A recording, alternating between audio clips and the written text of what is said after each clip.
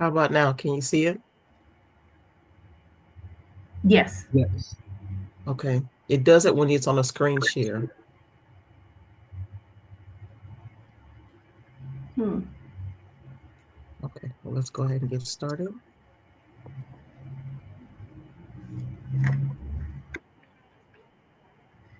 All right. Good afternoon, everyone, and thank you all for joining us for today's A Month of Service presentation of maintaining and adding value to your home. My name is Nia Murray. I am the programs coordinator with Neighborhood Recovery Community Development Corporation, and we are one of the partners in the A Month of Service collaboration, but also included is the City of Houston's Department of Neighborhoods. And joining us today, we have Ms. Cecile Carlson. And on behalf of Neighborhood Recovery, we have our presenters for today. We have Mr. Brian Smith with the Smith Group Property Inspections, as well as Miss Nikki Collins with the Keys Real Estate Services, who will be joining us in just a moment. But also included in the partnership, we also have Lone Star Legal Aid, the Harris Central Appraisal District, the Earl Carl Institute, Texas Legal Services Center, the Harris County Tax Assessor Collector's Office, Houston Bar Association, and Houston Volunteer Lawyers. Yep, I think that was everybody because there's so many so it's 9 of us. So all 9 of our organizations make up a month of service. And basically a month of service is the collaboration of all 9 of our organizations coming together each month, collaborating our different initiatives and programs together to provide as much information as we possibly can to the communities that we all serve. We know that there are a lot of underserved communities that are out there that do not have access to a lot of information, resources, and just basically kind of know where to go for any kind of help or assistance that they may need. So several years ago, we decided to collaborate and come together and have been doing it ever since. We used to be in person doing these presentations. However, we've had to transition to the virtual platform like Zoom, and this has allowed us the opportunity to reach even more people outside of the city of Houston, surrounding counties, Harris County, throughout the state of Texas. So do know that the information that we do provide on each of our presentations is relative to the entire state of Texas and not necessarily just for the city of Houston. So again, just know that as you're joining, these presentations is your opportunity to ask questions of the professionals that we have that are here to provide the information. They are volunteers that take time out of their busy schedules to give this information, their expertise to the community that we all serve, so that more people will know what to do and where to go and how to find, again, available resources. So please feel free to ask whatever questions that it is that you like. We do ask that you try to keep your questions to be as general as you possibly can, as to not divulge any personal detail information about your individual situation, because we are recording the session as well as broadcasting live on our social media platform on YouTube, as well as being shared on Facebook.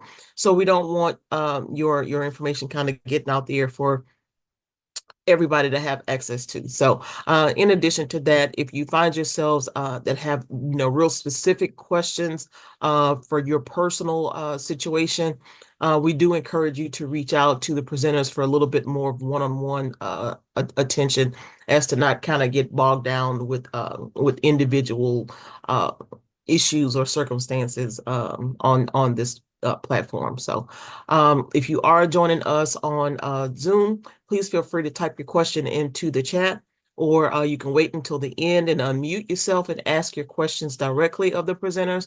Otherwise, if you are joining us on social media, on YouTube or on Facebook, please feel free to type your question into the comment section, and we'll make sure that it gets read aloud at the end, or so that your question gets addressed. So with that being said, we are going to go ahead with introductions, and then move right on into our presentation with Mr. Brian Smith, and then we'll have Miss Nikki Collins come in afterwards to talk about adding value to your home. So Cecile, would you like to go ahead and introduce yourself? Sure. Thank you, Nia. Thank you so much for always hosting these meetings and with a great introduction. My name is Cecile Carlson. I am the new coordinator with the City of Houston, and on behalf of Mayor Whitmire and the Department of Neighborhoods, we want to welcome you to another very informative session. I'm very excited to learn a little bit more today. As Nia said, this is a great opportunity to hear information straight from the experts, information that has been that is truthful, that we're not out there like Nia says, listening to the neighborhood community or committee and asking, what's going on out there. Instead, we're getting it from straight from the source. I also want to just take a quick moment to invite y'all to our resource fair that is going to be held on October 22nd at the A-Leaf Neighborhood Center. We will have our community partners from AMOS there to meet with the public, answer questions, and just share information. So again, that event is going to be at the A-Leaf Neighborhood Center, October 22nd at from 10 to 12 p.m. Thank you so much. All right. Let's go right ahead. So Brian, Mr. Brian Smith with the Smith Group Property Inspections. Let's go ahead and talk about home maintenance. Let's talk about it. Well, thank you, Ms. Nia, for having me today. My name is Brian Smith. I'm a certified master inspector here in the greater Houston area. I'm also a licensed professional inspector with the Texas Real Estate Commission. And so property inspections is what I do every day. And I've been doing this for many years now. And I'm a certified. I was getting a little echo there. Okay. Can everybody hear me? Yes, that was me. I'm sorry. Oh, okay. I'm sorry. All right. So one of the main things that we're here to talk about is maintenance when it comes to your property. Our homes is one of the largest purchases, biggest investments that we will purchase in our lifetime, and it's really, really important for us to maintain the property. And part of the conversation of maintaining the property is having the proper knowledge of what exactly should I be doing. So, when we're fortunate and blessed enough to become homeowners, part of the conversation is maintenance. And so what you see on your screen right now is a home maintenance checklist that I put together just to kind of give everyone a guide and a checklist, and it's broken out by seasons.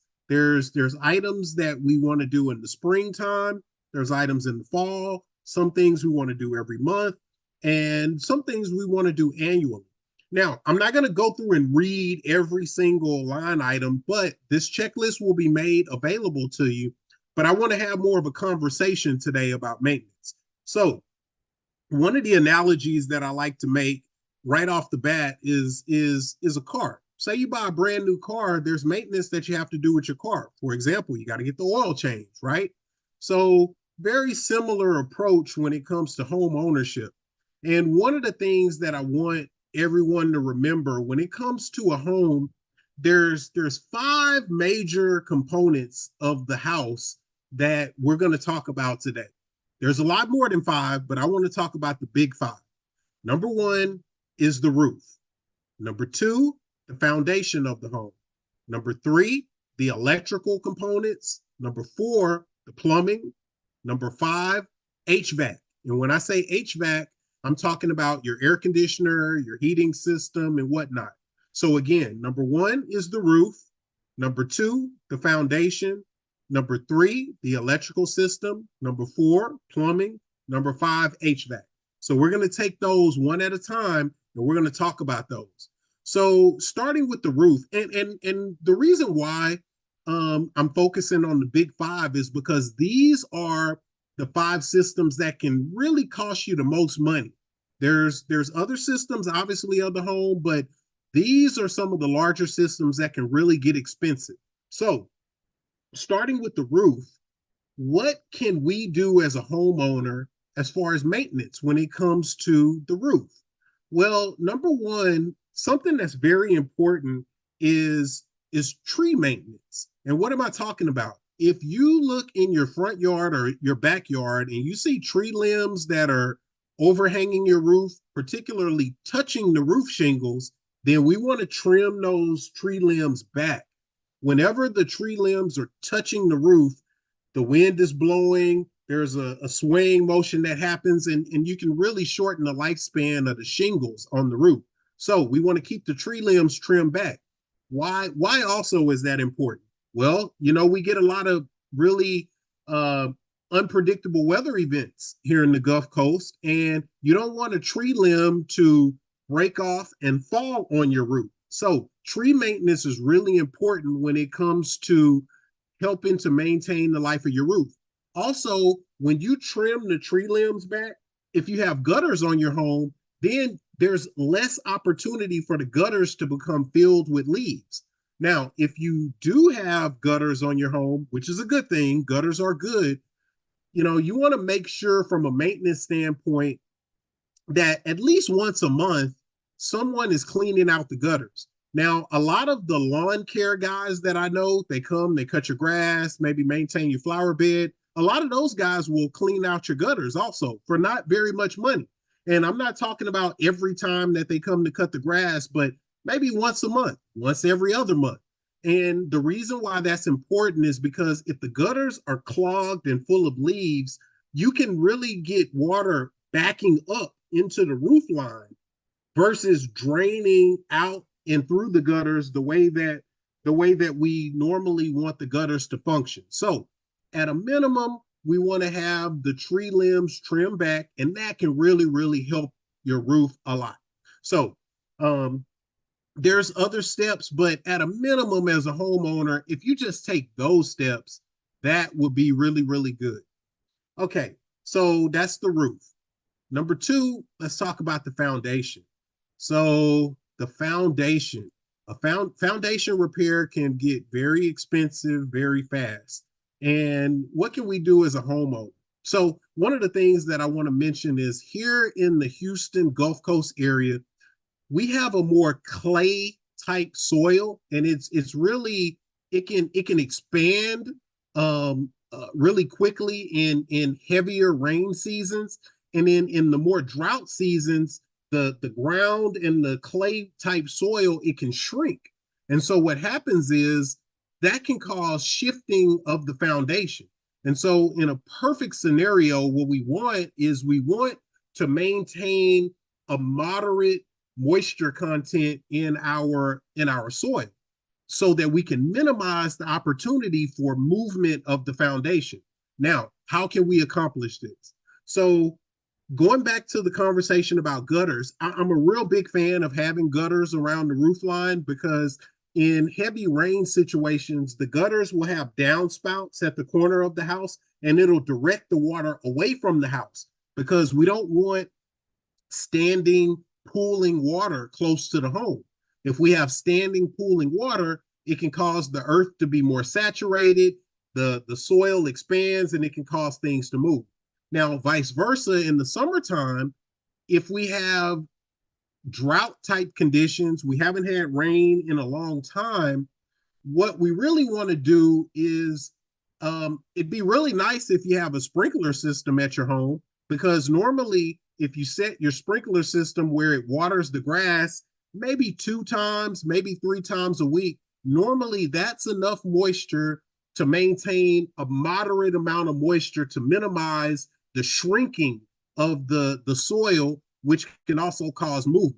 So if you don't have a sprinkler system, you can walk around your home, once a week, once every other week, and just give it a little bit of water. I'm not talking about flooding the yard with water at the foundation, but you just want to give it a little bit of moisture so that it's not so dry that the earth starts to shrink, which can cause movement of the foundation.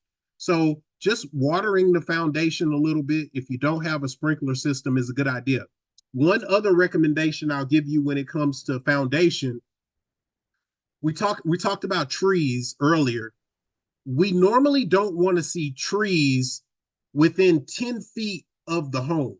So what I'm saying is we want to maintain a distance of a minimum of 10 feet before a tree is close to the house. Why am I saying that? Because a tree has roots. And the tree roots can also grow towards the house, and tree roots can often contribute to a shifting foundation. So we don't want the tree roots too close to the house. We don't want the tree too close to the house. So consider, if you do have a tree too close to the home, consider having that removed. So those are two of the big five. We talked about the roof. We talked about foundation maintenance. Number three, we'll talk about electrical. So with the electrical, at a high level, we really want to just make sure that our electrical outlets, that we have covers on the electrical outlets. We don't want the covers to be missing so that there's exposed wiring, things like that. And if there's an electrical outlet in your home that you plug in something and it's not energized, it's a good idea to be proactive and have an electrician take a look. Sometimes it can be just as simple as a loose wire or something like that. But you don't want maintenance to just be pushed to the side, because things can snowball into bigger problems. So just checking the electrical outlets is one thing. In the electrical section, also, we normally will talk about smoke detectors, carbon monoxide detectors, and part of the conversation here when it comes to maintenance is, if you're a homeowner, at some point you may consider selling your home. You may be thinking about upgrading to a bigger home, better home. And the more maintenance that you do, when it comes time to sell your home, you're maintaining your property value. If you are not maintaining your home, you may not be able to get the dollar amount, the best value for your home, if the home is not in good repair. So smoke detectors, normally the average lifespan is about 8 years to 10 years. And what will happen with smoke detectors is they will actually start to yellow in color as they approach the end of their lifespan. So just at a high level, we want to make sure there's no flickering lights, electrical outlets are secured properly. We normally want to see GFCI outlets, which are the little electrical outlets with the little reset buttons on them. These are in the kitchens and in the bathrooms. So electrical, not saying you got to do a lot of electrician DIY work, but we just want to stay on top of things. So electrical work is the electrical system is important. And so that's number three. Number four is the plumbing system. So at the plumbing system, normally what we're talking about, sinks, toilets, showers, these kind of things. If there's faucets that are loose, leaking, anything like that, we want to have those tightened up. Underneath your sinks, normally we don't want to overdo a lot of storage and things like that under the sinks, because you have plumbing underneath your sinks. And what happens a lot of times, if you overdo it with the amount of personal items that you store under the sink, a lot of times you can kind of not damage or bump the plumbing underneath there, cause a leak that you might not be aware of. So we don't want to overdo it with the personal items underneath the sinks. Also, a lot of times we can end up with slow draining sinks, hair, things like that, getting clogged in the sinks. This is a maintenance deal that we wanna pay attention to. So those are all important items when it comes to plumbing. And we want to be careful with what we're putting down our plumbing. So we don't want to be trying to flush too many harsh chemicals, anything like that. We want to keep it to paper type products.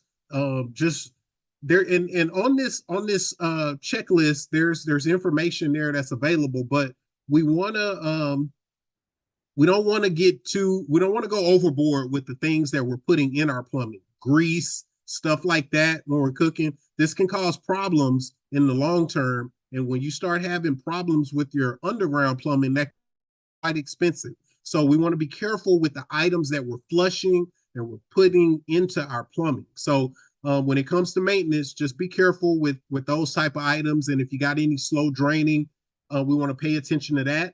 Our toilets, we want to make sure that the toilets are anchored securely at the base of the floor and sealed at the floor interface. If you can walk up to your toilet and maybe nudge it with your knee and the toilet moves around at the base, that's not good. That's not what we want to see. And something like a loose toilet at the base can progress into a water leak that you don't want. So these are some tips when it comes to maintenance for the plumbing.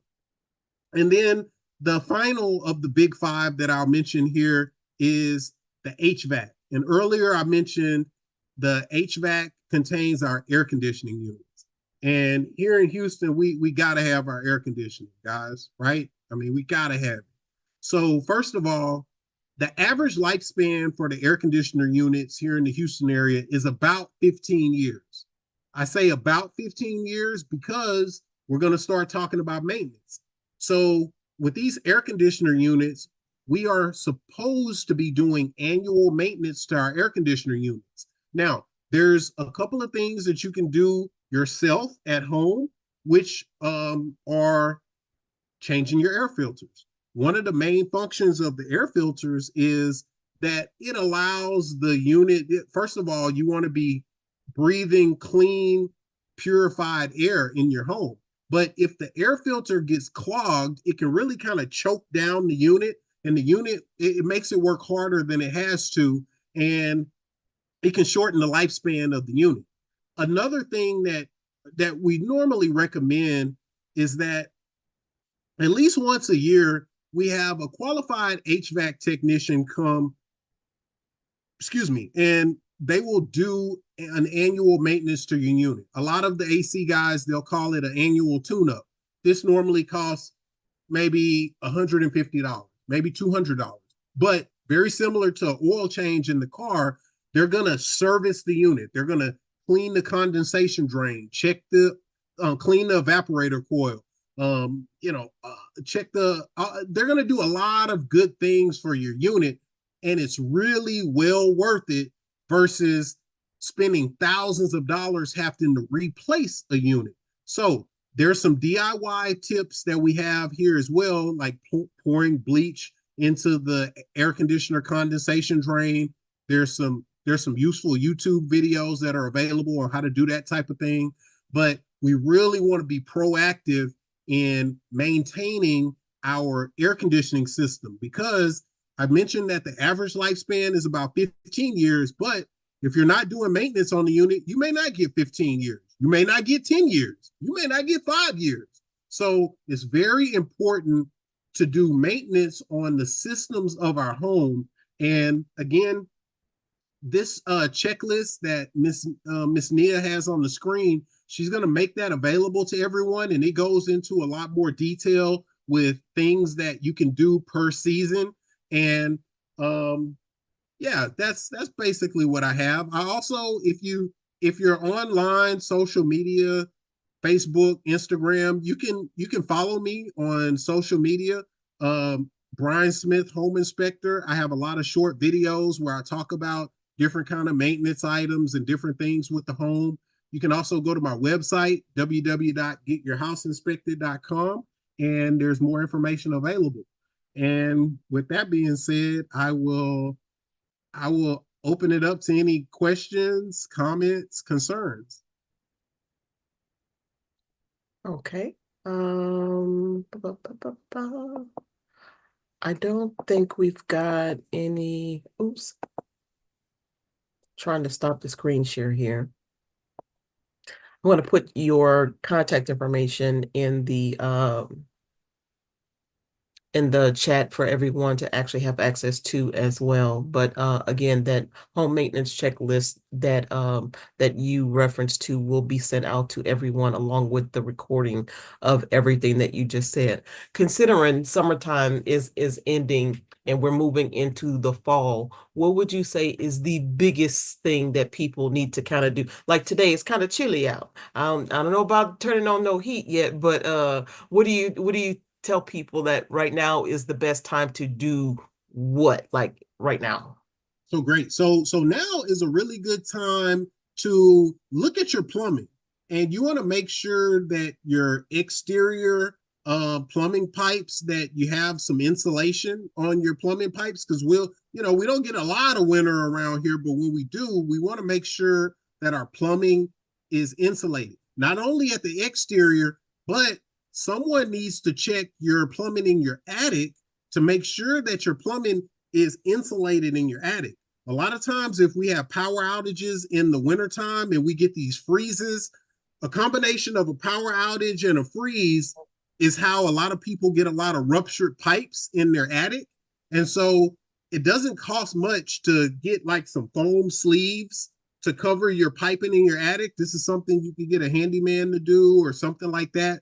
But there's a little bit of cost up front, but it's a lot less expensive than having a ruptured pipe in your attic and then turning around having to replace drywall, fix piping, and all this other thing. Another thing that I'll recommend as we're moving into the cooler months is that as a homeowner, you need to know where the main water shutoff valve is at your home.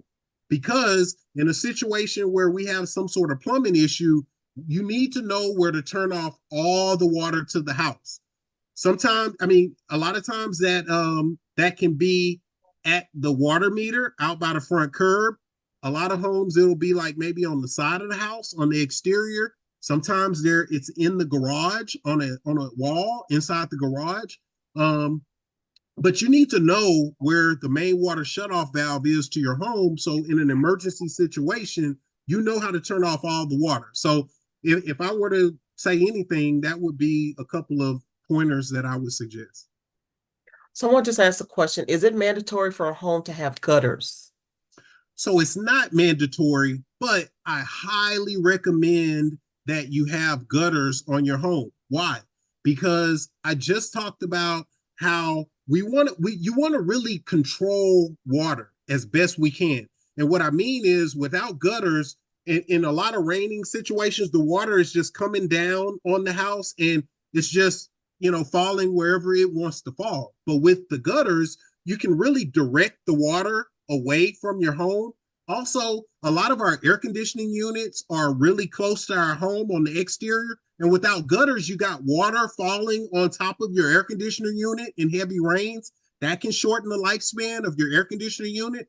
So in addition to the drainage, you can protect your air conditioner unit as well. So there's a lot of benefits of having gutters. And mandatory is probably too strong of a word, but I highly recommend gutters and keeping them clean.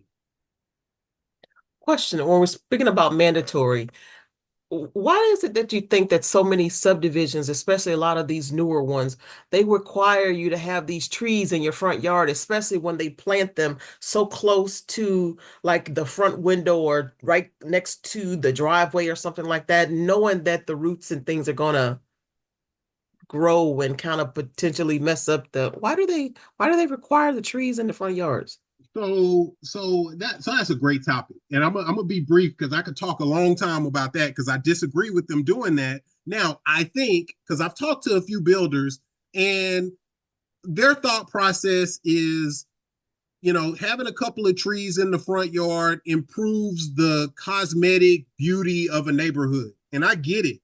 Having trees in a neighborhood versus a neighborhood with no trees, but someone in the process should be talking about the placement of the trees. I'm not opposed to having trees in the front yard, but when they put them that close to the house, it can be very counterproductive. So, again, everything that I've heard talking to builders, there's a more cosmetic type, environmental trees. They help with oxygen and all of this. And I'm all for trees, but someone should be considering the placement of those trees because 5 years, 10 years down the road, those tree roots can cause problems. I don't, you know, I'm not gonna buy that whole, oh, it's better for the environment or whatever, according to the builders, because they're cutting them all down in the first place when they're building all these subdivisions all over the place. When you see but that's another story. I'm not gonna let me stop real quick before. And you know what? You know what? Some of them, as they're getting their permits and stuff, some of them in the development permit language, they're required to replant so many trees and whatnot, and some of them they just put them wherever. Okay, we're Ever required to do this. So I'm with you. I'm not buying that they care so much about Mother about the Nature. environment. Yeah, well, that's what they'll tell you, that they care about Mother Nature and they're doing it out of the kindness of their heart, but they're required to do that because of all the trees they cut down. Yeah, nope. Okay. That's it in there. Are there any other questions of Brian that we have? This is an opportunity again, you guys, to ask whatever questions that is that you have about home maintenance from this expert that we have here. I did want to ask you, I hear some maintenance or some inspectors, when you talk about pouring the bleach down the what do you call The that drain. drainage line, that drainage line? Is that something that you recommend? Because I hear some inspectors say that they don't recommend doing that. So the bleach, the one, a lot of inspectors that don't recommend it, honestly, a lot of them recommend, instead of bleach, that you use a vinegar type solution because it's less harsh and it'll accomplish the same thing. But however you do it, and here's the thing, a lot of times to do the bleach in the drain line, you got to go up in the attic and all this other stuff. And so to simplify that, what I recommend is that you have the HVAC technician tune up your unit, and they will do that for you. That $100 tune up fee that I talked about, they're going to do that and a lot more for you. And the other benefit of having a licensed HVAC technician tuning up your unit every year is that you develop a relationship with this professional. So, because what happens to a lot of people, their AC breaks down, and then now they're looking in the phone book or Google, calling somebody that they don't know, and now you got somebody about to show up to come overcharge you for a unit because you don't have a relationship with an HVAC technician. You haven't been doing maintenance, so you haven't touched this thing in the last 8 years, and now you're just calling somebody out the blue. You don't know them, they don't know you. Maybe you got a recommendation from your brother-in-law or whatnot, but it's better to have a relationship with certain professionals. And if you don't know anyone, you can reach out to me, and I have a list of preferred vendors that I work with, and I'll be happy to share with you. Okay. Someone says, hoping to purchase a new construction soon. Would you recommend having my own inspector check throughout the construction process? Yes, absolutely. And let me tell you why. So a lot of home builders, not a lot, I mean, some home builders, they tell people, oh, you don't need an inspection. We have our own inspectors. The city came out and inspected, and this person, well, those people don't work for you. And you want to have your own team, even in new construction. You need to have your own realtor. You need to have your own inspector. You need to have your own people looking out for your best interests. Because the lady in the model home, as nice as she may be, she doesn't work for you. She works for the builder. That construction manager, as nice as he may be, he works for the builder. So you need to have someone on your side looking out for you, because I'll tell you this, they are building these houses very fast. They have deadlines, they have quotas that they have to meet. And I mean, they'll rush you along through the process. And if you really want to see some fun, interesting stuff, go look at my social media on all the videos that I have for new construction deficiencies that I see, and you'll be amazed at some of the stuff that happens out there. New construction, it doesn't matter. Gated community, big, nice house, nice community, smaller builder, it doesn't matter. And they're not, I don't feel like they're trying to be necessarily malicious or get over on people, but they're being built by human beings. They're being built fast. You need to have somebody on your side looking out for your best interests. It's a big, big investment. So don't let anybody tell you you do not need an inspection, your own inspection on a new construction house. Absolutely. Also, I am putting into the the chat, the link, and the flyer for our first time homebuyer class that we actually have that's coming up this Saturday, as a matter of fact. So if you want more information about, other information and things to look out for and what you need to do and what the process is for becoming a first time home buyer, we do those classes once a month. And we do have one that's coming up this Saturday, Denise. So reach out to me outside of this form, and I can definitely make sure that we can get you signed up for the class if you're available. So, um, the other thing, when we're talking about the trees and things, I think we got Miss Collins that's here. Ask her about that.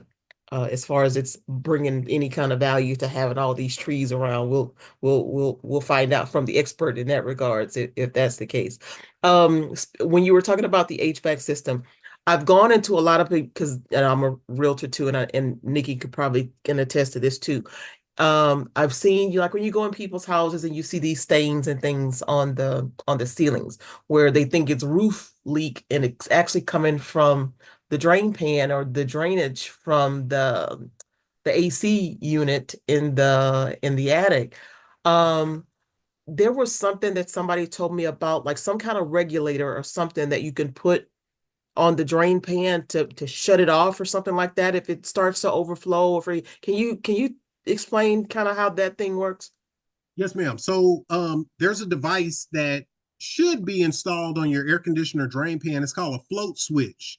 Mhm. And basically what happens, so if the maintenance on your air conditioner has been neglected, there's an opportunity where this pan will fill up with water. The pan is never supposed to have water in it, but if that pan does fill up with water, if you have a float switch installed, and this float switch is maybe $20, $30. I mean, it's not that expensive. Basically, it will shut the unit off and prevent a problem from snowballing into a leaking pan, stain on the ceiling, and that kind of thing. And this is something that gets overlooked. New construction. I go into new construction houses all the time. They don't have a float switch on the pan. Why?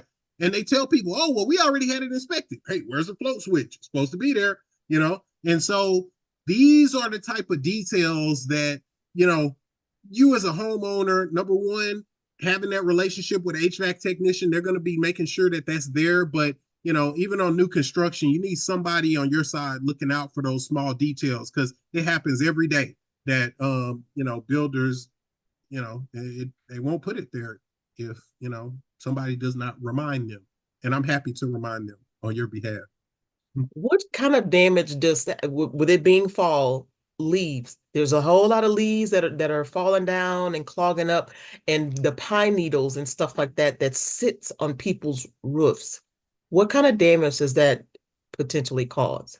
So it can really shorten the lifespan of your roof. When you have a bunch of pine needles and leaves up collected on your roof, as water is running down the roof, it will just stand right there and it will really damage your roof. It will shorten the lifespan of your roof, no questions asked. And so, in addition to keeping the gutters clean, at the same time, they can blow the leaves off of the roof, particularly those different corners and peaks where leaves like to collect.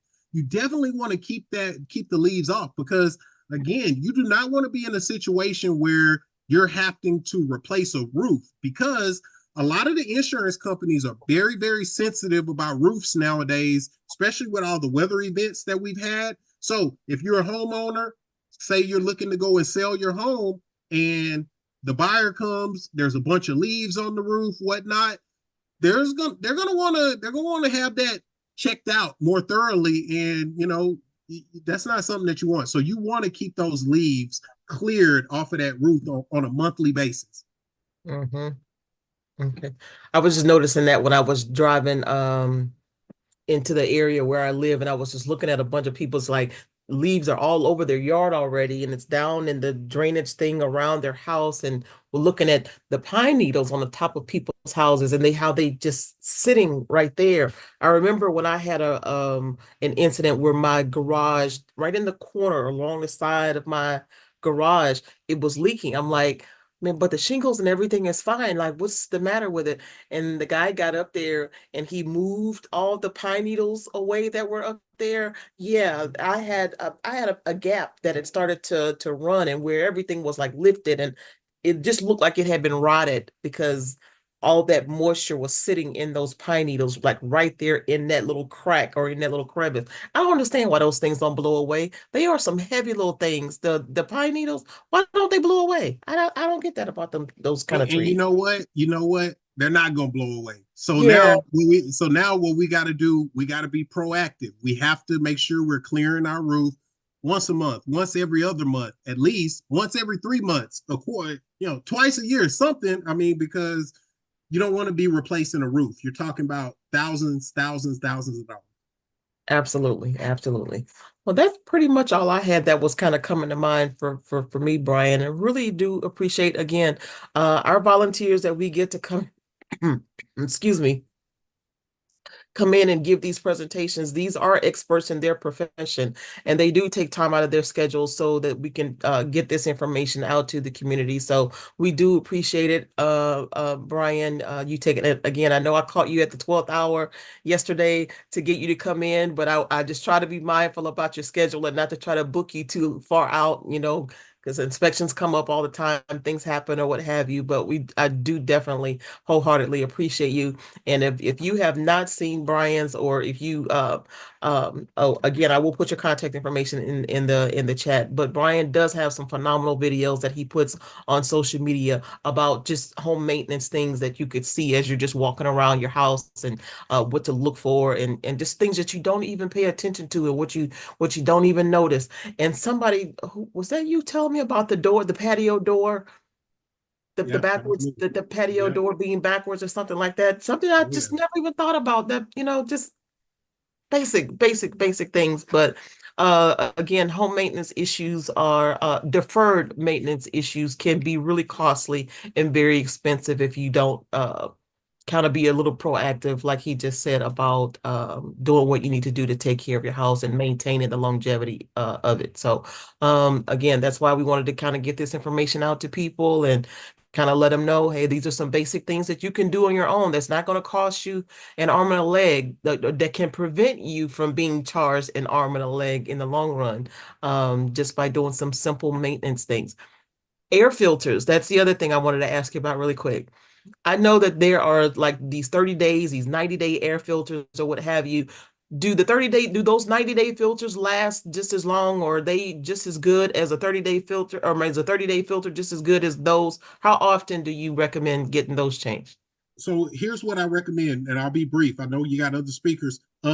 Normally, if you go to buy filters, there's the cheapest one, there's the most expensive one. Get the one in the middle, because the one that's kind of in the middle, normally the most expensive one, sometimes the fibers can be woven so tight that, I mean, it's almost counterproductive. Not that they're bad, but the ones in the middle, they do a really good job cost wise. The ones that you buy in the middle, those are a really good one. And then as far as how often that you're changing them, so part of it depends on your lifestyle. If you got pets, smoking in the house, stuff like that, I mean, you may have to change them quite frequently, once a month. You know what I mean? But if you're no pets, no smoking, normal house lifestyle, normally once every 90 days is about appropriate.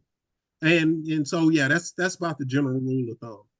Yeah, I've seen some of those filters in some people's houses look like carpet when you pull those things out. It's like, oh my God, I don't understand how that they just haven't been getting sick and Well, and some then of they the wondering, they like, man, I got asthma, I got bronchitis, and allergies they blame it on the air pollution outside, but it's the air pollution in your house inside. that Mhm.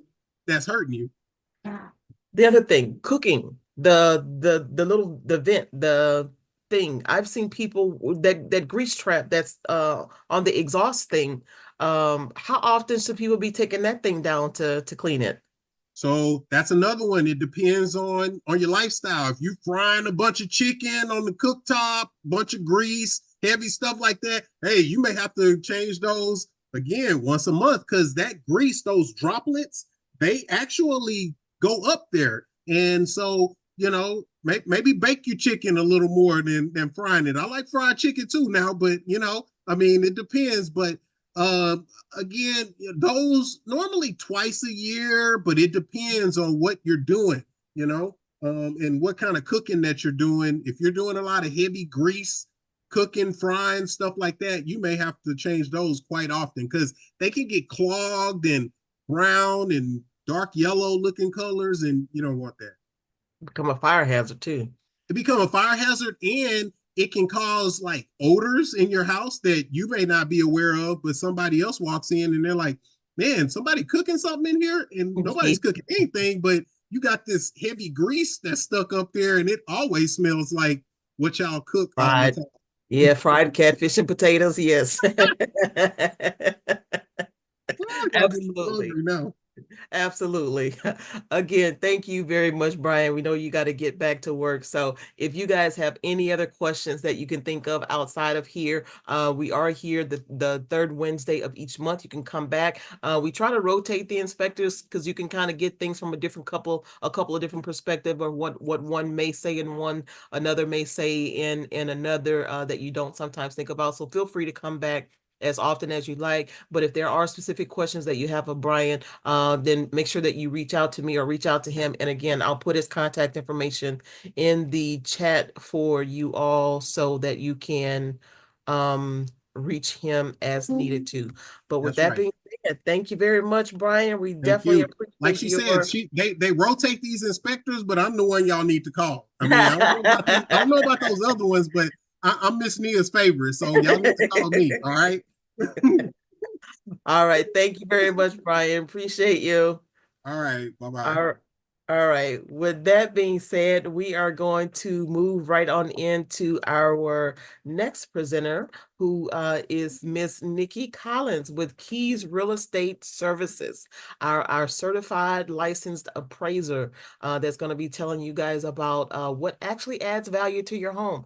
We know lots of folks want to get out there and start doing a bunch of renovations and upgrades and things like that, and trying to get their house ready for resale, and not realizing that they're not really doing a whole lot to actually add value to their house. So any monetary value to their house. And Ms. Collins can kind of get into the details about that. So without further ado, Ms. Nikki Collins with Keys Real Estate Services.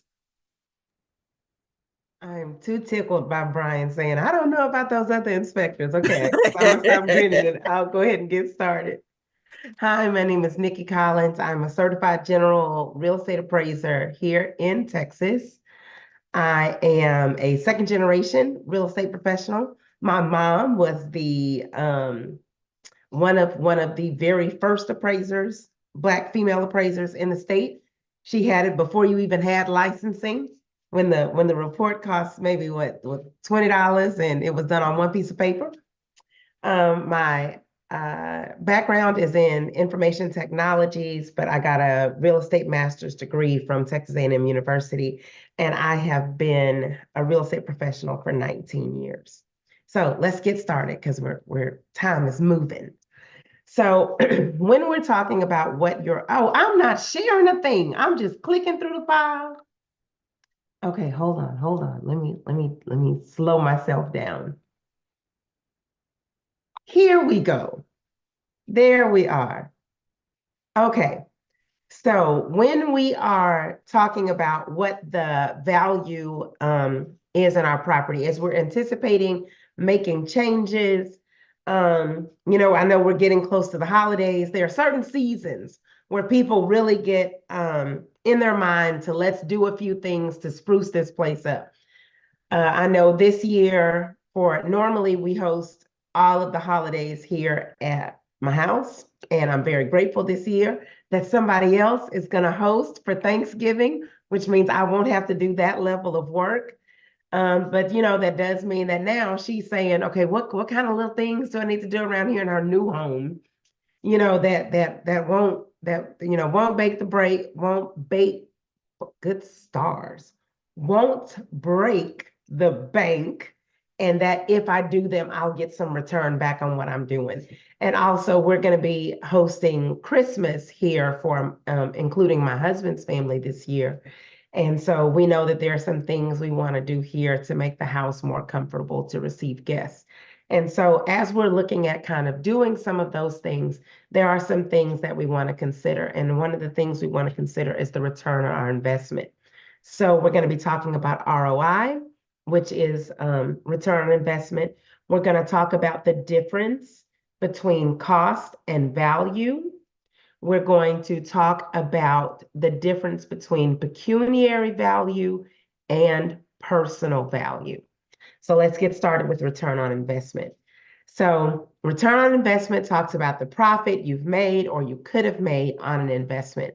So that talks about if I spend $1 to make something, and I'm able to now sell the something I made for $1.10, I've had a 10% return on my investment. If I was able to make this thing for $1 and I was able to sell it for $2, I had a 100% return on my investment because I get back what I spent, and then anything above that is the profit, and that's how we calculate that percentage. So it talks about, how much am I going to get back that can go into the bank account, as opposed to just having to make another one. And so when we talk about return on investment, that's always a percentage calculation. Now, as we talk about cost versus value, you get a little idea of cost versus value when you're looking at profits and return on investment.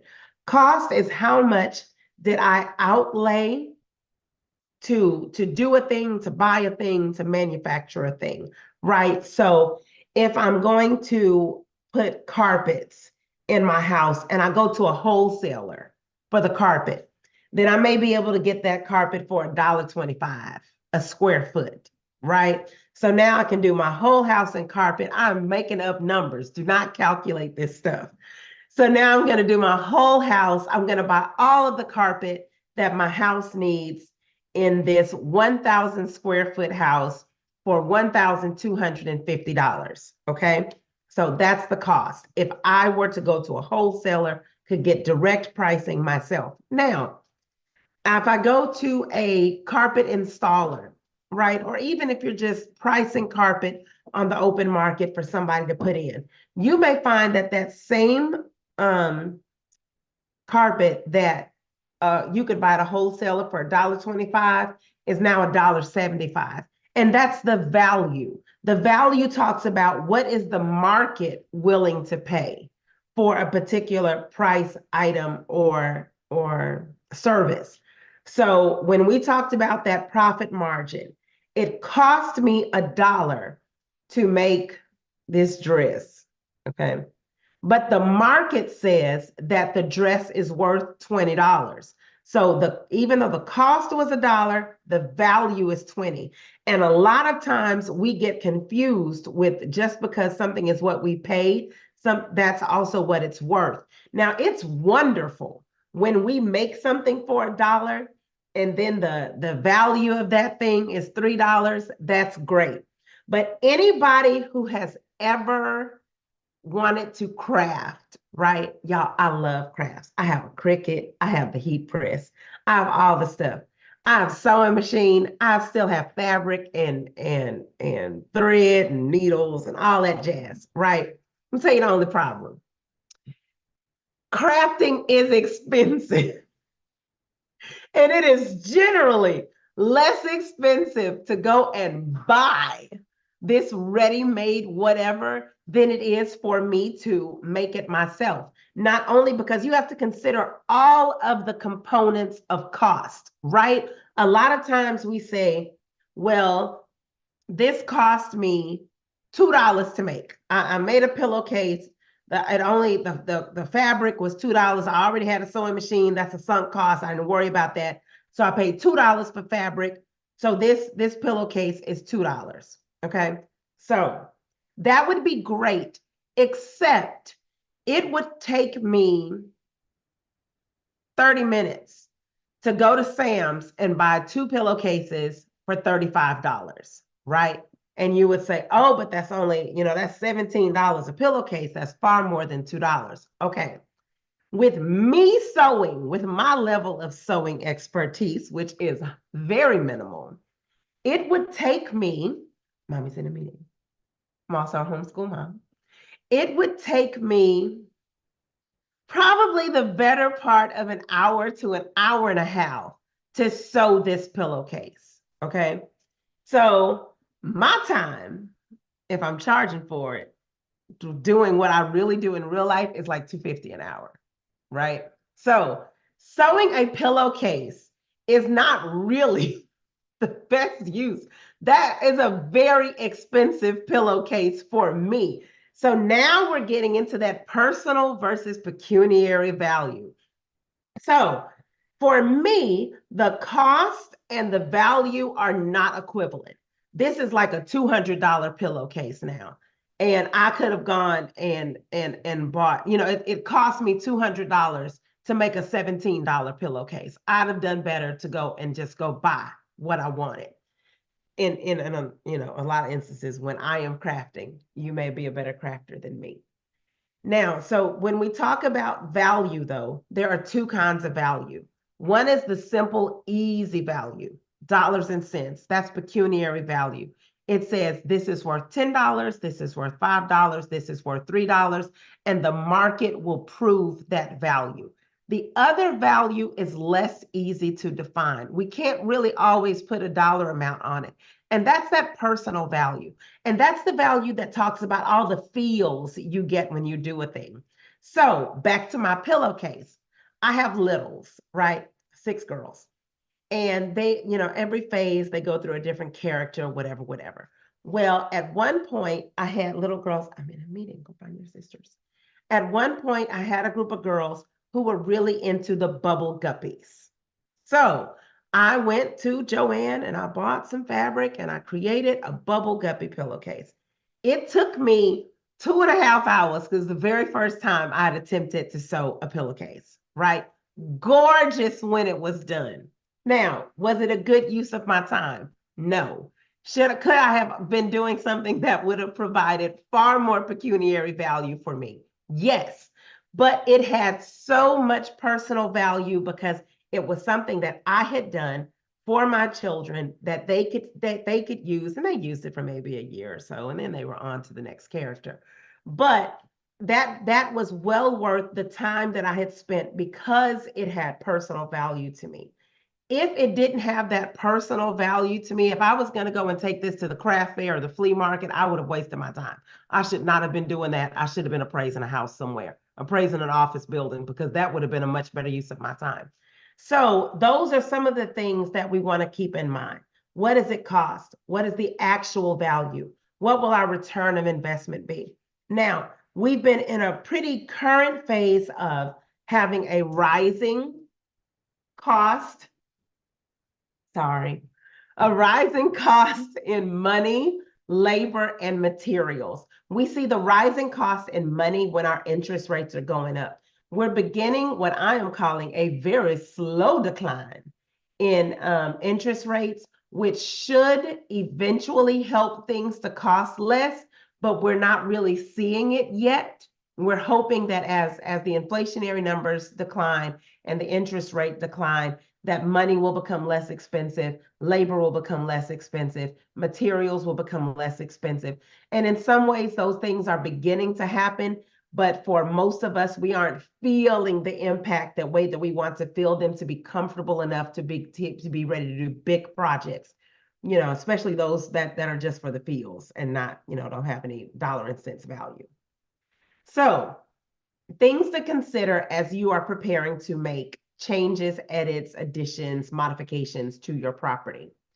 Are you in a seller's market or are you in a buyer's market? How do we know whether we're in one, and how does this impact our return? So when we are in a seller's market, there are some things that you can tell. One, money is expensive. And not for seller's market. Money's cheap for a seller's market. And the reason when I say money is cheap, we're saying interest rates are low. We're not saying that prices are low. We're saying interest rates are low. And the reason the interest rates being low is important for a seller's market is because when interest rates are low, more people can qualify for loans and mortgages and those kinds of things.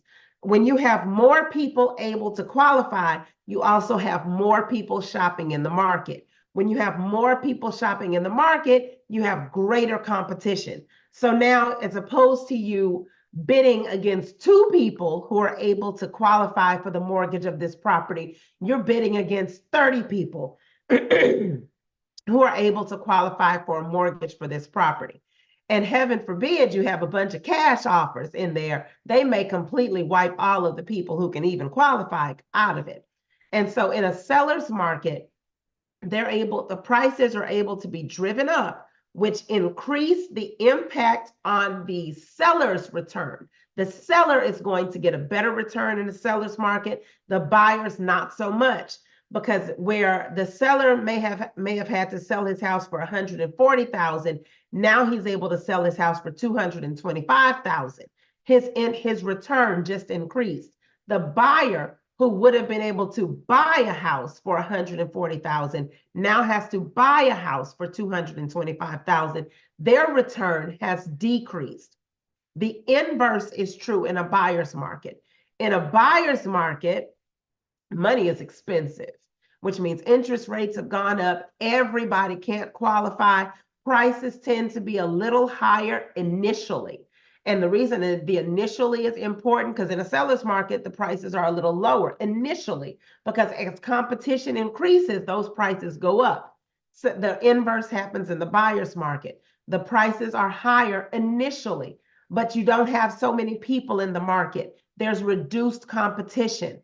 As a result, prices often tend to decline. We're seeing that in the appraising now. Right now, appraisers are a cuss word. Right now, buyers, sellers, lenders, everybody's mad at your local friendly neighborhood appraiser, because what's happening right now is, and this is not a term appraisers use, but it's a term other real estate professionals will use, is they're saying the appraiser does not make value. And what they're really saying is that the appraisal is not meeting the contract price, because we talked about cost and value. Just because you are willing to pay a certain amount does not mean that that's what that thing is worth. And so in the buyer's market, because there's so little competition and there's so much, and I mean, we're still in an undersupply. We still have less supply than people who would buy if all things were equal, but all things aren't equal.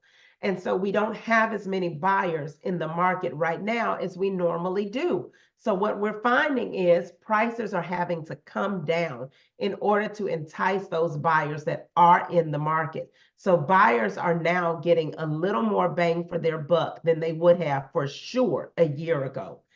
And so when you're in a seller's market, things to remember, interest rates are lower. Prices are lower in the beginning. They begin to soar because you don't have enough competition. And sellers get a much better return on their investment. In a buyer's market, the interest rates are higher. Prices start out higher, but then they begin to decline. There are fewer people in the market, and as a result, buyers get a better a better rate of return than they would have ordinarily gotten. So when you're decided, we've decided now that we're going to do some changes. We're going to make some we've been looking at what's happening in the market. We think it's a good time to do it. We feel like we have the money to make the impact that we want to make.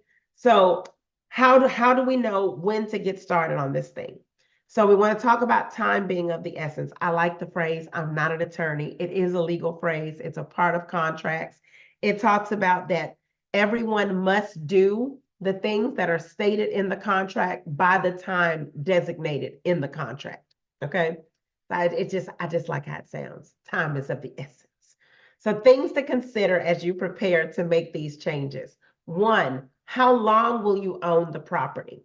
And I use this a lot. We're going to talk about pools a little later, but I use this a lot in the case of putting in things like a pool, putting things in like what may be considered for your area an over improvement, but you really like it, right? I really like this thing. I really love a bright orange bedroom wall, and I've fallen in love with this black carpet. I'm going for a Halloween theme in my bedroom. It's October. I'm going for a Halloween theme in my bedroom. So I'm going to do bright orange walls and black carpet. And they've told me that to make this change, because it's really hard to get the orange I want and the depth of the carpet color I want, it's going to cost me about $10,000. So how do I know whether I should make this Halloween themed bedroom? How long are you going to be there? Because here is what I can tell you without knowing where you live in the nation. That is not going to be a market appropriate change. That is for you. That is 100% personal. So the timing of it says, will I get to be here long enough to enjoy it? Because I'm not going to get a dime of this back. Before I sell this house I'm in, I'm either going to have to give the buyer a credit to change out this flooring and to repaint this wall, or I'm going to have to pay to get those things done myself.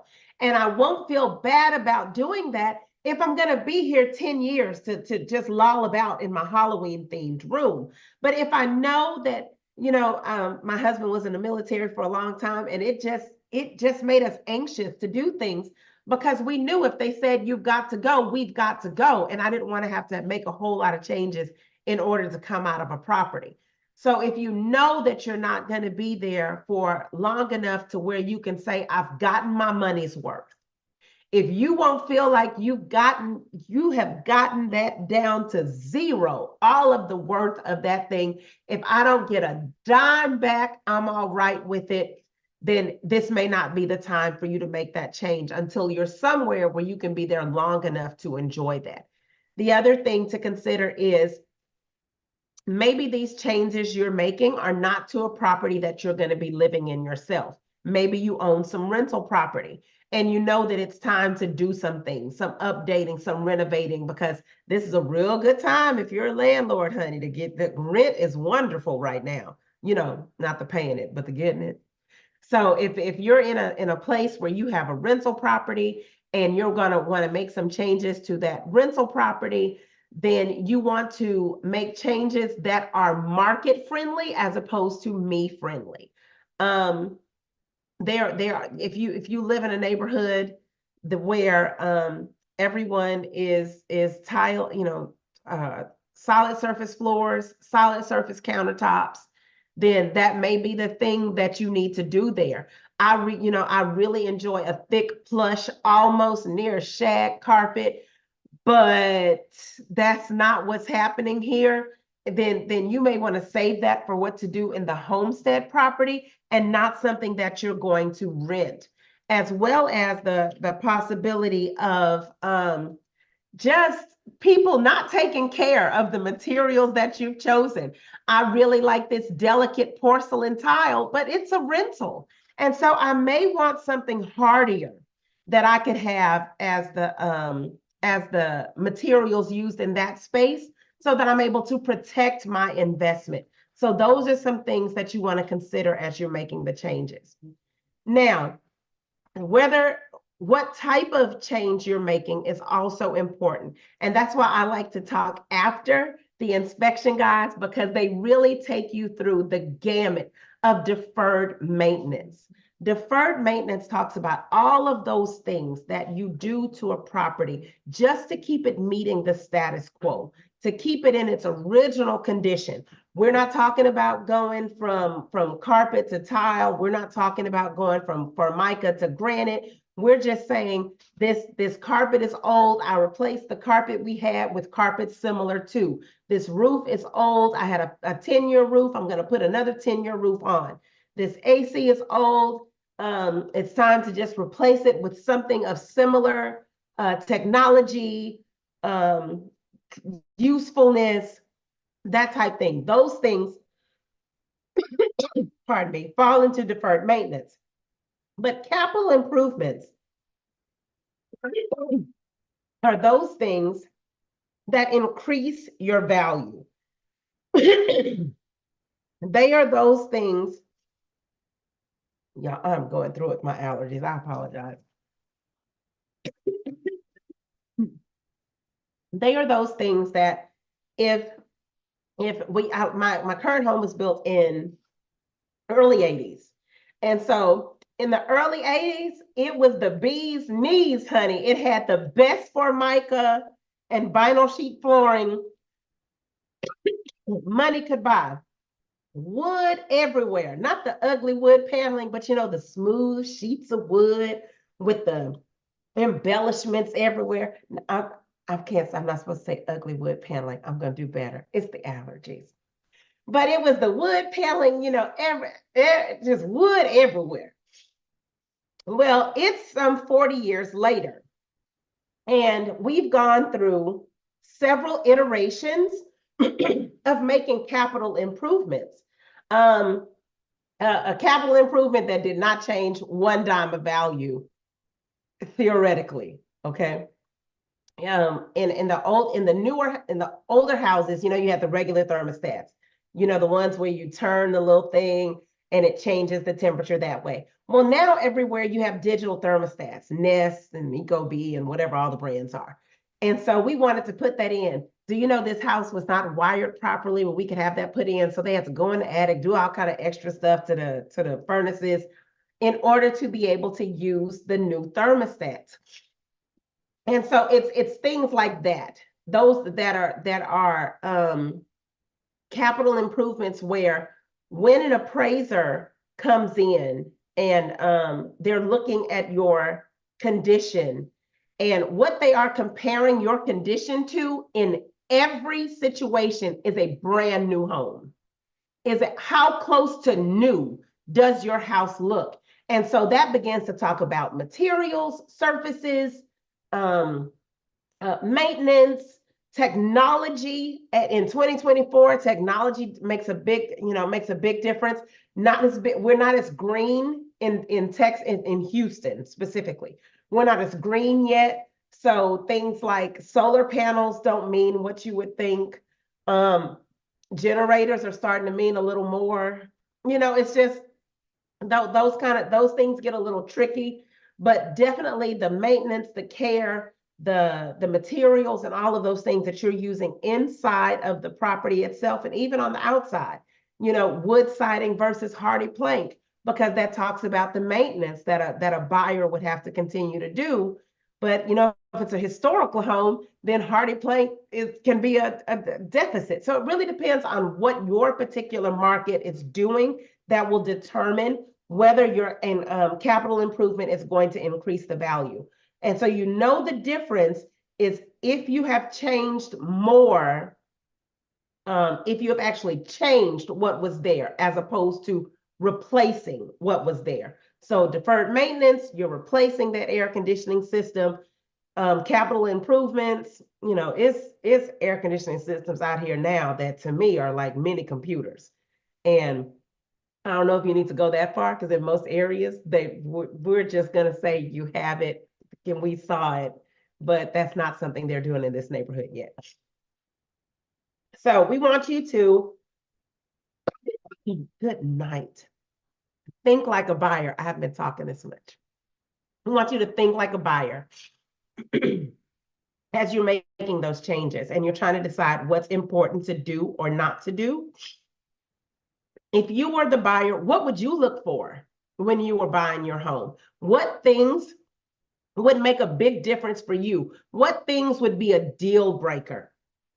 Things that tend to be deal breakers are things like square footage, number of bedrooms, number of bathrooms, places I can park my car. Those things tend to be deal breakers. Things that don't tend to be deal breakers. Oh, it's 79 degrees in here. Explains a lot. Okay. So things that tend to not be deal breakers. What color is my paint? Is this granite versus quartz versus marble? So I have a little example here of that. It says, would you rather? And I have two types of solid surface countertops on there. One is a Carrara marble, very expensive marble that I think is Italian. The other one is a granite. Now, when you look at the pictures, I purposely took pictures of sections of slab that don't match what you typically associate with granite and what you typically associate with marble. The one here, it looks like, I think you can see it, the one with all the veining. I don't know if you can see my pointer. The one with all the veining, which we associate with marble, that's the granite. And the one with the pitting that we tend to associate with granite, that's the marble.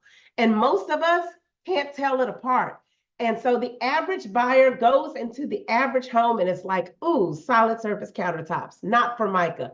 Love it, right? So you want to be mindful of not doing more than you should have to do to impress the buyers that you're hoping to attract. Now, if you're in certain markets in the Houston area, that Carrara marble is going to be important because that buyer knows Carrara marble. They're looking for jade and gold leaf and bamboo floors and all kind of imported this, that, then the other that most of us have never even given thought to. I appraised a house once where they had to, before they could put the side on, they had to drop the completely jade bathtub into the primary bathroom because it was too heavy to bring in after the wall had been closed. Now, I'm sure there is somebody who feels the need to bathe in jade, but I'm not her. So if you put that in my house, you have spent money that you should have kept, because I'm going to tell you that you could have gotten that Kohler tub for me and it would have been just fine.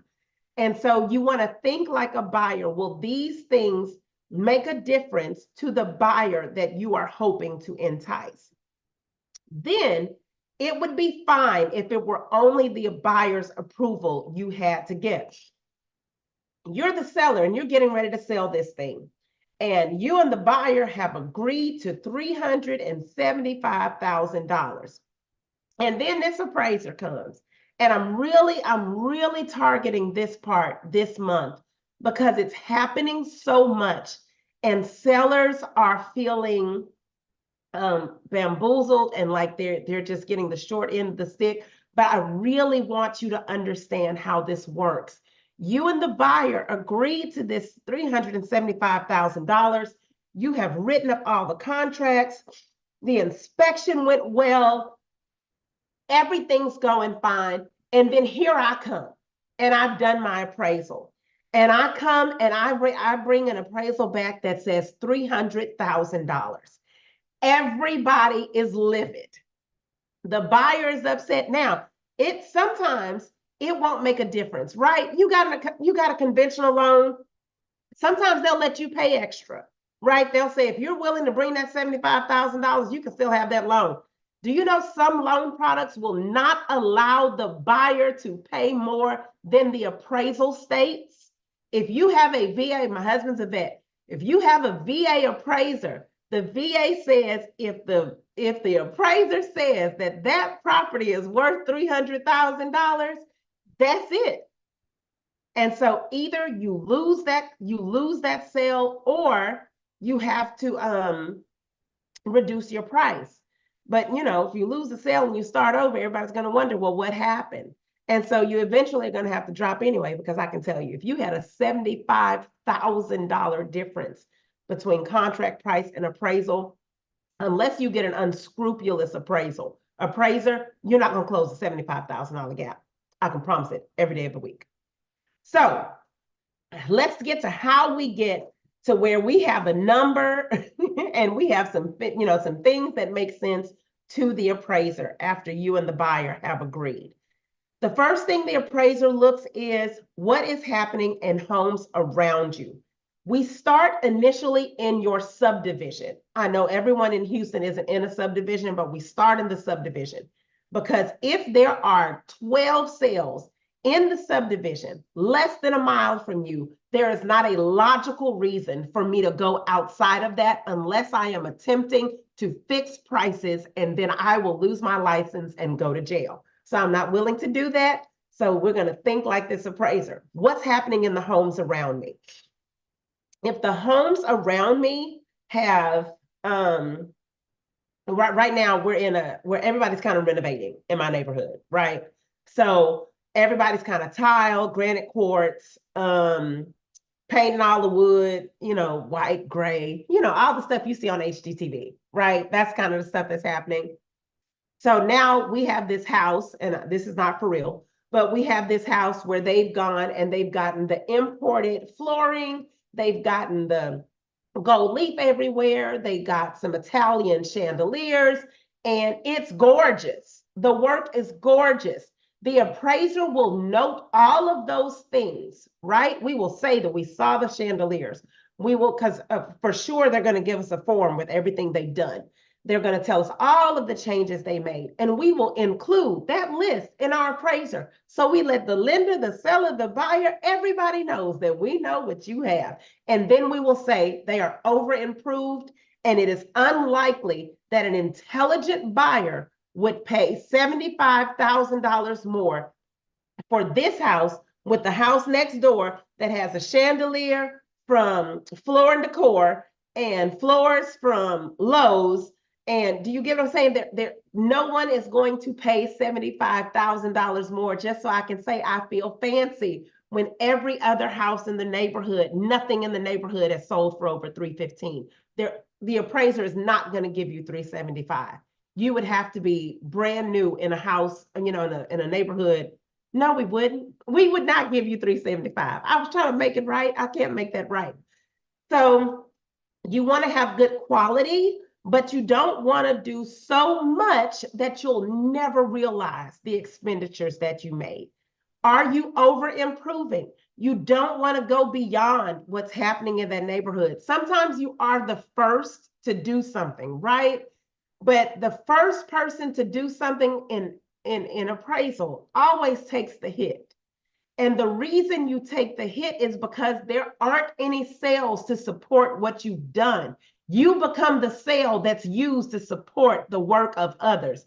Doesn't mean you shouldn't be first, just means you need to be mindful of the return that you desire. Did you not do enough? Y'all agreed to $375, but you still have sheet vinyl. And every house I'm comparing to put in tile last year. You still have Formica countertops. Every house I'm comparing to has been completely redone top to bottom, and all you've done is put on a new coat of paint. So I'm not going to be able to rate you all as being at the same condition, and lack of condition costs money in appraising. So you want to be sure of not doing too much, but you also want to make sure that you've done enough. And then you want to be mindful of how the market is moving. Are prices increases? Is pricing falling?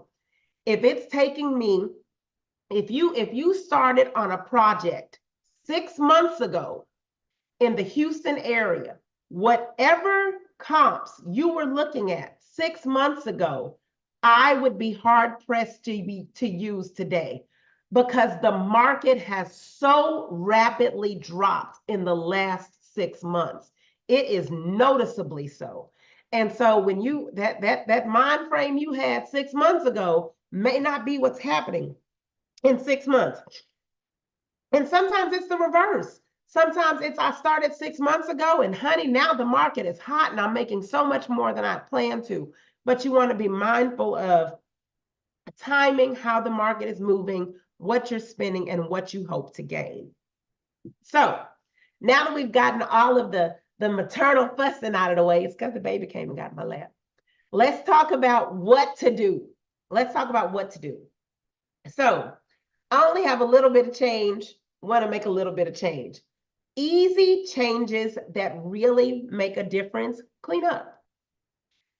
Even if you don't want to do it, bring somebody in to do a $500-600 top to bottom clean, right? Where I'm saying deep clean, think spring cleaning, baseboards, all the zhuzh cleaning, because there is something about a clean space where you're able to see potential where you cannot see the same potential in a space that is not that amount of clean. Another thing that's low cost to do is to just refresh the painting. If you have stains or marks, if you have holes indoors or wall, refresh the painting. And sometimes it may take repainting a whole wall. It may take just a little touch up, but you want to make sure that all of them look like blank canvases, ready to receive whatever a seller or renter would want to do in that space. If you have torn or soiled carpet, replace those things. Broken or cracked tile, replace those things. And sometimes you're able to replace just a portion of something as opposed to having to change out everything. And so in those instances, just making those little changes could enhance or increase the value of what you're doing. Now, if you want to make a big change, how do you move the big needle? It's cliche, but what sells houses, kitchens, and bathrooms? And I always say that this becomes really evident if you ever have an opportunity to look at a real estate appraisal. On the first page, they have the condition section. They ask us to rate the condition 1 to 5, right? C1 through C5. And then they ask you how recently, they ask you, has there been any updating in the kitchen or the bathroom in the last 15 years? And then they ask you how recent, and they ask you to the degree, was it just an updating, or was it like a remodeling, or was it a renovation? Because that tells them in kind of a roundabout way, whether you've made some big capital improvement type changes to a property. Then I know some of the things that one of the things we like to consider in this part of the country is whether we should put in a pool or not.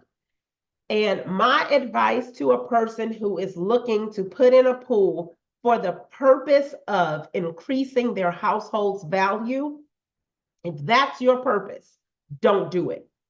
And the reason I tell you not to do it is because, one, homeowners insurance is going to increase because pools are a safety hazard. 2, pools require an extreme amount of maintenance. I know because we have one.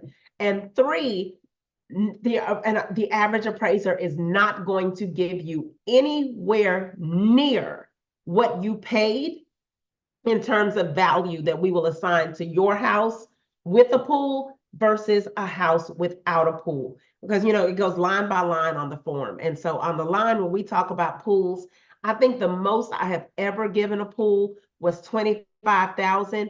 And that was like, that pool probably cost $100,000 to put in. It was a gorgeous pool, but everybody doesn't want it. In most instances, it's not a deal breaker. There are some neighborhoods where you expect a water feature. And so there it would be important to have a pool. But in most areas of Houston, it's not going to be something that the market would absolutely expect to be present. And then the last thing that to move the needle is floor and decor.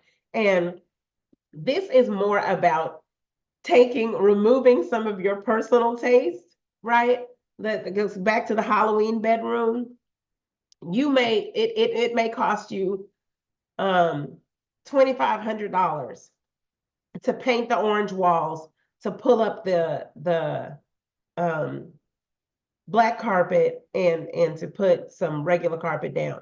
It may make you $10,000 just because the appraiser is going to be looking at, and we're going to call all of that. The appraiser isn't going to do it so much. It'll happen more in the buyer part of it, where you'll see the needle move a lot.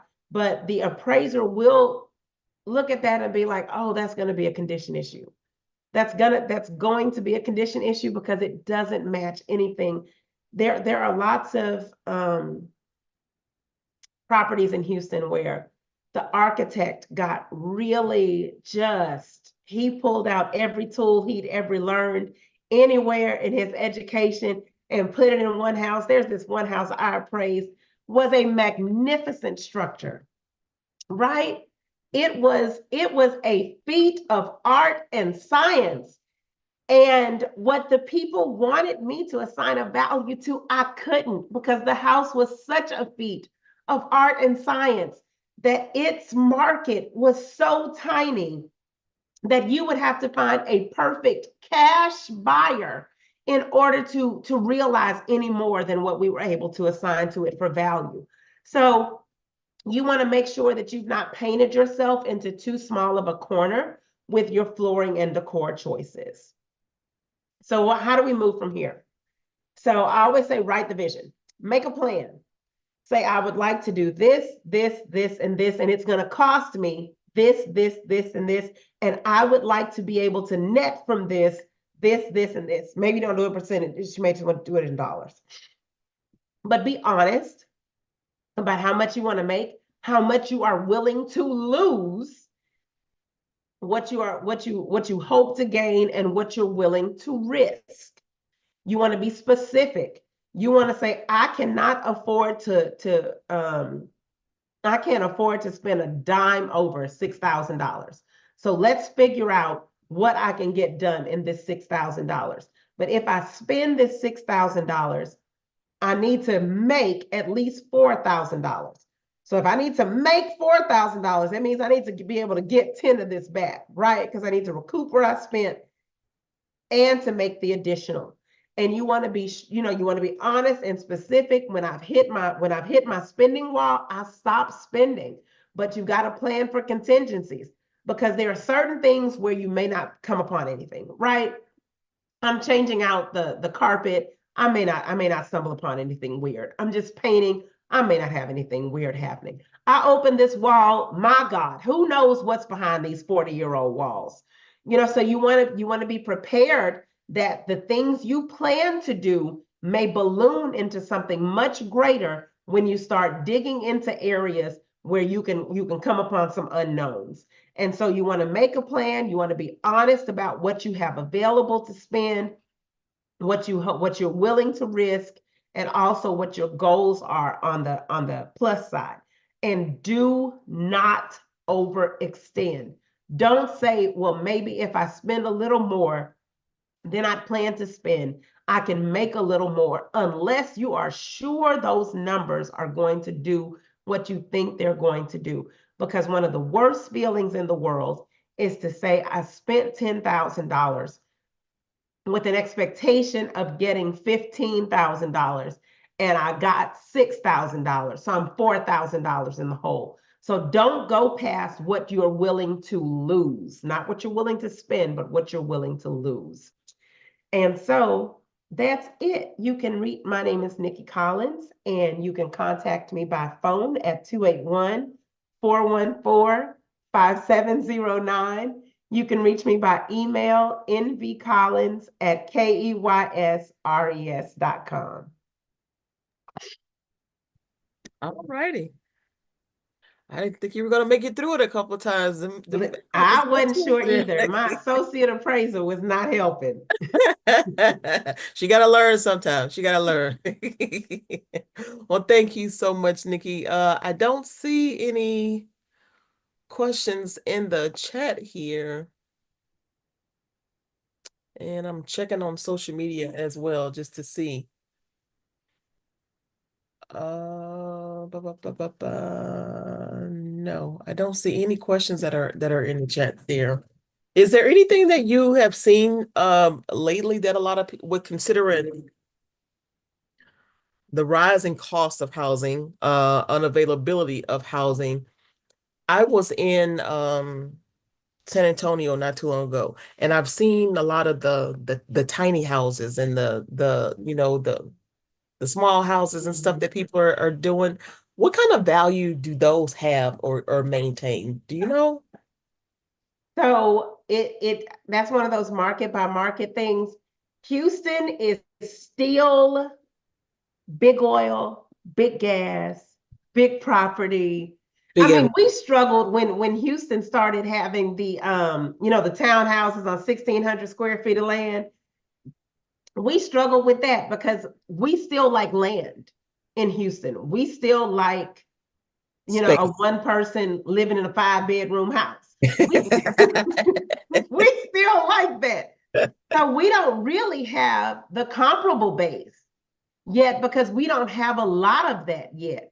And in most instances, unless the tiny house is permanently affixed to the land, and so many times they're not, The most we could do is value the land.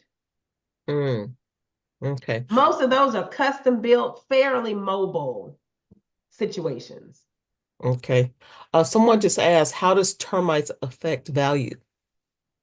Okay, so okay, that's a double-edged question. Okay, so the question is, to what determination, to what level of determination can the appraiser see that there is termite activity? So if I were to walk into a property and there is a swarm, right? And this was for a lender, I would walk into the property, I would see the swarm, I would see the wood debris, and I would walk out of the property and I would call the lender. It's not safe for you to be in there to do an inspection. It's not, there would have to be a serious amount of remediation before a lender would even be willing to lend on it.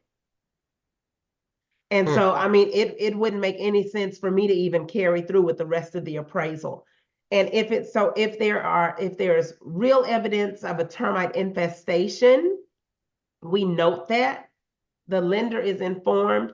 If somebody just wanted to have an asset valuation, then we would do what we call in appraisal, I would make a hypothetical condition.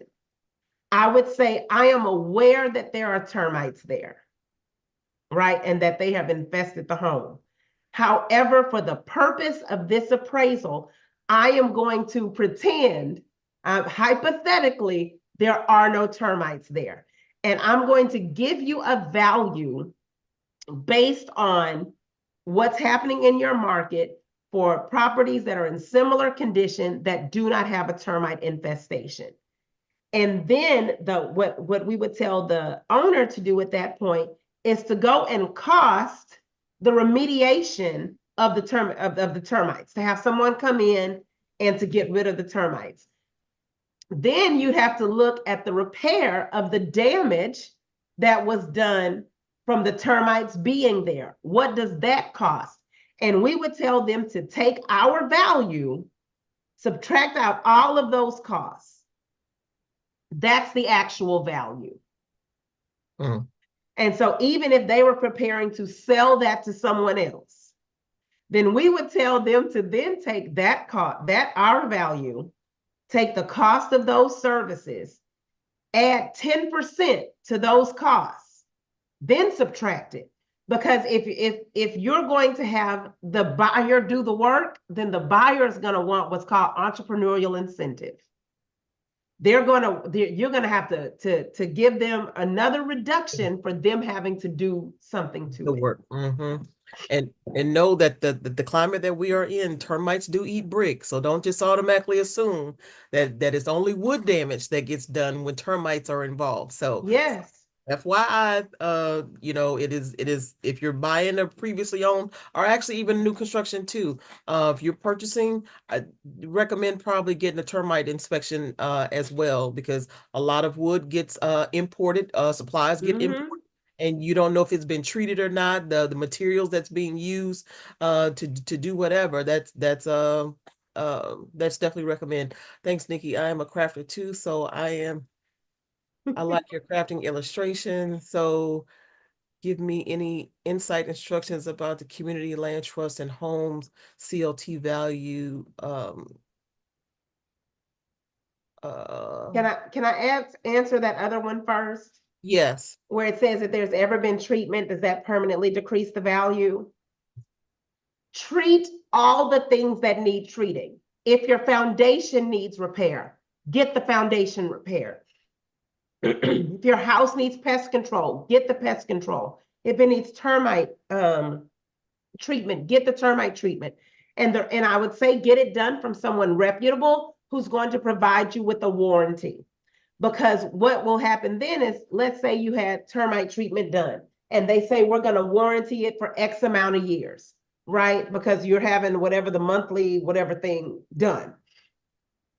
Then when you go to sell, you can say, this house has had this, it had termites. We've had everything done since then. I can show you where we've replace the wood on the porch or in the dining room or whatever. And we also have this certificate of warranty from the person who performed the treatment. Same thing with foundations. People think that it is a bad sign if we walk up and we see, because you can always see evidence of foundation repair. We live in Houston. If your house is more than a year old, you're gonna need some foundation repair at some point because the nature of our soil. And so it is better for us to walk up and see the evidence of foundation repair. I got to turn in a report right now where I'm telling them I don't see any evidence of foundation repair, and the floors were rolling all over that house. And so now, I don't know what the lender is going to say, because there's going to have to be an extensive amount of repair work done before that lender is going to be willing to lend on that. So it's always better to do the treatment, do the repair, be able to keep records of the repair. Hopefully it's warranted. That way you can provide the buyer and the lender with that extra assurance that, you did what you should have done. And usually And most of taking those care of the warranties, property. most of those warranties are transferable too. Once they actually Most of them are transferable. once you get roof work done and a foundation and things like that done, it's transferable. I do want to also caution people when it comes to buying homes where somebody has said that they've done that the roof has been replaced, that the actual roof has been replaced and not just the shingles that are on top. So there's all those multiple layers of an actual roof. So if somebody sends you a receipt and they paid $500 for roof repair, yeah, that's not a roof repair. So make sure that you become real specific or have them specify, was it the actual roof or was it like the shingles or a patch of work or something like that that actually got done. So I've If seen they that. paid $500, they didn't even replace the shingles. No. And how is the CLT home is a CLT home, community land trust home, is valued? I don't want to get too far outside of the scope of home maintenance and appraising value of improving house.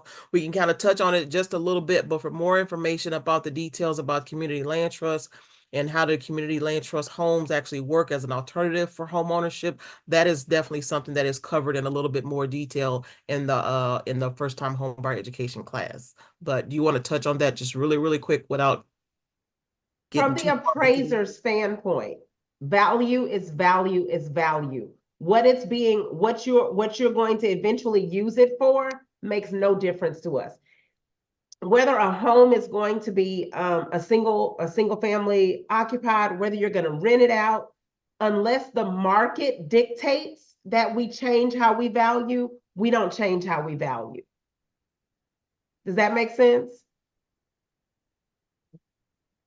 You'll say, well, I rent my home out. Well, in your neighborhood, most of the people don't rent their homes out. And so we're just going to value the sticks, the bricks, and the land. And then if you want to do some income part, that'll be all on that'll be something you'll have to decide you want to do. And so if a community land trust home if that's done in a regular neighborhood, okay. I was about to say, because I'm trying not to go too deep into, but yeah, we apply the same valuation techniques. Okay. I believe I'm just going back up, making sure we didn't skip over anything. And if you all don't want to type your question, you can feel free to unmute yourself and kind of chime in if you like, if that's easier than typing, because I don't want to skip over anything. But great questions though. Thank you guys for your input. Thank you for joining. If you guys have any other questions or something that you may think of afterwards, either, feel free to reach out to the presenters or reach out to me, and I can make sure that your question gets addressed to them. Feel free to come back next month and answer the question. Again, this session is being recorded, and we will send out the link so that you can go back and watch the recording again. But we also ask that you try to pay it forward. So if you know of somebody else that may find the information to be beneficial, please forward it along to them so that they can actually watch or invite them to come back and attend. We do have this session the third Wednesday, as I mentioned before, of each month. We have Ms. Collins is here, but we do have a different inspector each month to provide some kind of different insight for you guys. We do these sessions each month because different questions come up each month sometimes. Some new policy, some new process, some new upgrade, or some new update. And I meant to ask Brian about the AC units. They're now not they're no longer making the Freon for the older units anymore. So, and it's kind of forcing people now to upgrade their units that they have to match the new Freon, because it's going to be too expensive for you guys to get Freon for a much older unit if you guys have one. So keep that in mind too, or you might want to start looking into that. But I did mean to ask Brian about that as well. But those updates and those kinds of things happen on a regular basis. So we rely on these experts to come in with the most up-to-date information every single month for you guys. Let's see, what do we got? Tomorrow, Neighborhood Recovery, we are having our senior security workshop in regards to retirement and Social Security, knowing how they work. How does a retirement plan actually work with the Social Security income? There's a lot of information about that I didn't know either, that a lot of people are not aware of, and how, the penalties and things like that happen when you withdraw from Social Security versus withdrawing from a retirement plan. But there's a whole series that we've got on that if you guys want to join in. That is tomorrow from 1 to 3 p.m. As well. And then we have next Tuesday, as Cecile mentioned, our Coffee and Conversation Resources Fair. That's where we have all of our a month of service partners. All 9 of our partners will be meeting at the A-Leaf neighborhood centers. We also have next week our property tax and exemptions workshop that's going to be next Wednesday from 1 to 3. The appraisal district and the tax assessor collector's office, as well as our foreclosure prevention, our property tax foreclosure workshop next Thursday. And then again, this Saturday, the first time homebuyer education workshop. I will be sending out this schedule for you all so that you guys can see the remaining of the classes that we've got that are scheduled for this month, along with the link of the website so that you can go and register for other upcoming presentations. But in the meantime, thank you very much, Miss Nikki. I do hope you feel better with your allergies and whatnot you got going on over there, and that the baby feels better. I see her there, but we definitely appreciate your dedication and still kind of toughing it out, even with the baby in tow. You still here dedicated to give this information out. And I wholeheartedly appreciate that. And thank you so much for doing that. So go ahead, because we know she wants that mommy attention right about now. She's sleepy. Yes, yes. So go ahead and put her down for her nap. The rest of you, you all have a wonderful remainder of your day. I Hey, saw you Nia, I did unmuting have a yourself. question right quick. Yes, I ma'am. wanted to know, this is great information. Inspections and appraisals, I know they usually happen around time of selling and buying. Is it recommended, or I guess allowed or normal to, after a certain amount of time in your home, just get one of those for yourself to kind of, it's almost like a physical. You just kind of know everything about your house. Most Um, definitely. Okay, good. And then if that's the case, let's say you do that, that's for your own personal records. It's not for a buy or a sell. If you do decide to sell your house 10 years down the road or later on, is that information, do you get another one, but does that information that you got for your own personal information on your appraisal and your maybe inspection of your own home, is that something that's required to be put with Well, whatever the most recent information? Well, here's the thing about that in 2 parts. When it comes to the appraiser, if somebody's getting financing from a lender, the lender's going to order their own appraisal anyway. Regardless if you got one on your own last week, the lender is still going to order their own appraisal, and that comes Mm. the buyer side. So it really doesn't matter, what Mhm. your appraisal says, they're going to order their own because they're going to want their own independent appraisal done. Oh. Two, when it comes to the inspections, Mhm. depending on how much, basically you're going to have to disclose any information that comes from your home inspection that you do. So if you got an inspection a month ago and they tell you you got termite damage, and then you turn around and you put your house on the market, you are now aware of the termite damage that was disclosed to you in that inspection report. So now you have to disclose that same information to the buyer who's ever buying your house. Okay, So but they this, will get their own inspector, like the appraiser would get their own, their own they appraiser. should. It is definitely recommended Mhm. by should be by all realtors that their buyer get their own inspection done. However, it is completely up to that buyer if they choose to get an inspection done or not. It is completely up to them. But there is a disclosure form that a seller has to fill out that says, I'm aware of XYZ, what damage is existing, what repairs have been done, if there was a fire, if there was an insurance claim for flooding, whatever, Uh-huh. whatever's been going on with the house that you are Okay. aware of, that you know firsthand that there's an issue, then yeah, you are required by law to disclose it. Okay. Go ahead, Awesome Nick. info. I would like to recommend, if you're a new home buyer and you have that new home Mhm. buyer's warranty, right Mhm. before that warranty is getting ready to expire, get Get an another inspection, inspection. and then take that report over to your builder and tell them everything on this paper. Get going with it. And I have my broker friend sitting next to me. And so she was saying that, you want to be careful if you're the seller, because once you, I think you were saying that once you know, you must disclose. Uh-huh. Yeah, so the new home buyer that was looking for new construction, as she just said, make sure that once that warranty is just about up, probably somewhere around month 10, you get that builder's warranty that comes with it. Call them up and say, hey, I got all, my light fixtures are crooked, and these light, not light bulbs, but it's flickering off and on, or the toilet is not flushing right, or whatever's going on. Get an inspection done so that they can come out and go ahead and get all that stuff fixed before your warranty with that builder actually does expire. So yes. And in a volatile market like we're in right now, I would recommend that you may not want a full-blown appraisal. You may just ask an appraiser for what we call a restricted appraisal, which is going to kind of summarize some things, it's going to state some things. It may not do, the appraiser will do all of the analysis, but they won't give you a full-blown report, because a lot of sellers are being surprised by the values that they're able to get in the appraisal. And they're staying on the market longer because they're not priced properly. Mm-hmm.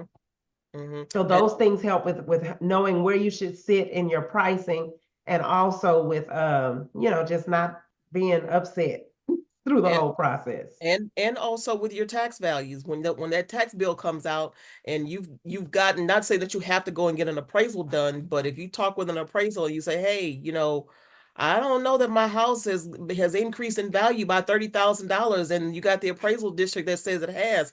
You can get an appraisal done so that you can have some kind of evidence to present to them that your house is not taxed on, does not have a market value of what it is that they're saying that it's at. So you always want the market value you want the appraised tax value to be less than what the actual market value is, if possible, because that decreases your tax bill every year. Okay. All right. But we talk about that in the property tax workshop too. So we got a little bit of everything for everybody. And people don't realize a lot of these workshops, we try to develop them because one thing comes out of another, and they are somehow all interrelated. So if there are some other issues that come up that you guys may have, some kind of something that's relative to what's going on in your neighborhood, or what you may be interested in getting more information about, please feel free to reach out to us. We are reaching the end of the year, so we're looking at our preparation and planning for our 2025 schedule. So again, if there's something that you guys want us to talk about, let us know. At the end of the presentation, you'll see the link that pops up asking about you all to complete our survey. Please take a couple of minutes to just complete that and kind of give us a report card and let us know how we're doing, and if the information was beneficial that you all heard.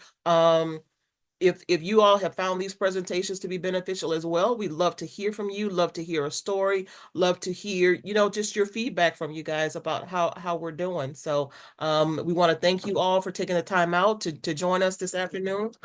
Invite you to come back as often as you'd like for any of our presentations. Miss Nikki, you have a wonderful remainder of your afternoon as well as everyone else. You all take care of yourselves, stay safe, and we will see y'all next time. Thank you very much.